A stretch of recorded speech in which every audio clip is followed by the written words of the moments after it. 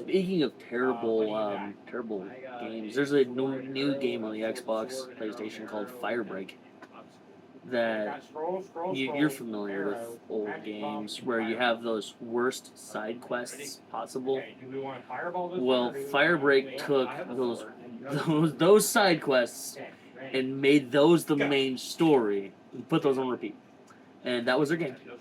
Well, maybe feel like just I played the game on the hardest difficulty. It felt like I was playing it on normal. It was bad. There's like 3 bad guys. There's 3 versions of bad guys, and then there's a boss version of those bad guys. It doesn't even really feel like you're fighting a boss. It's more or less you're just. It just took a little bit more to put them down. There's only one boss that had a mechanic that you had to do something with that felt cool, but it was just one. But it's like, do you need to go destroy 15,000 letters, and then stage 2 is 20,000 letters, and stage 3 was just throw this in there, you're done. wow. And it was like 3 levels of that, and it's like 2 hours. I got it done mainly because I was not focused on it. I'm certain you could beat the game in like 45 minutes. It's a slog. I was bored out of my mind. I could have deleted myself. I was done. I was getting through it because I paid $35 for it. You gotta play it. I paid for this. I better finish it. And I was like, So they should have got with somebody who actually plays games and said this ain't gonna work. Or maybe they just did it because they knew enough people would purchase it. it's one of those. It feels like one of those games where like, oh crap, we promised a game, and so they just took what they had, Put together. threw it out there because people will buy it, and then they're just gonna pull the IP from it. People aren't gonna ask for a refund. Yeah, it was bad. It was so bad. It was a slog. If you're bored and want to do something while playing a game, I mean, if you want something mind-numbing, if you want to introduce, so like, what's your the worst little, game you've ever played? He's got memories to that. So. the worst game I've ever played. There's a lot of those. You're gonna have to bear with me. All the Assassin's Creeds were all right. I love. Okay. I loved the original Assassin's Creed. Okay, 1, 2, and 3. Black Flags, hands down, best Assassin's Creed. Liberations, a good explanation of what not to do in a video game. Liberations was their attempt on online and glitchy.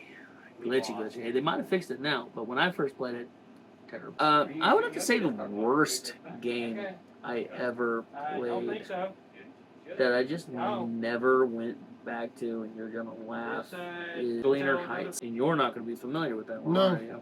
So, Gleaner Heights is a copycat. So there's this big game that came out that is 8-bit, and I love myself a little bit of an 8-bit game.